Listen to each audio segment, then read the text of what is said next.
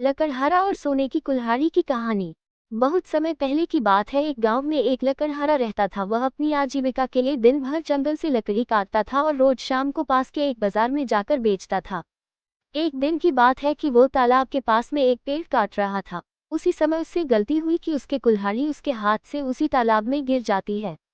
उस नदी का बहाव और गहराई दोनों ज्यादा थी। उस लकड़हारे ने अपनी कुल्हाड़ी को बहुत खोजा पर वह कामयाब न हुआ।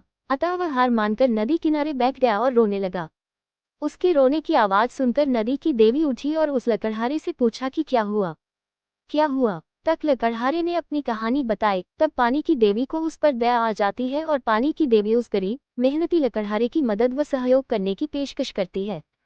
फिर क्या था, वह नदी की देवी उसकी मदद के लिए एकदम से गायब हो गई और नदी के अंदर से एक सोने की कुल्हाड़ी लेकर प्रकट होती है और उस गरीब लकड़हारे से पूछती है कि क्या ये सोने की कुल्हाड़ी उसकी है।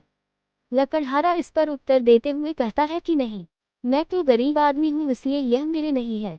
तब फिर एक बार फिर नदी की देवी पानी के अंदर जाती है और इस बार चांदी की कुल्हाड़ी लेकर वापस लौटती है। लेकिन वह आदमी इस बार भी कहता है यह मेरी नहीं है।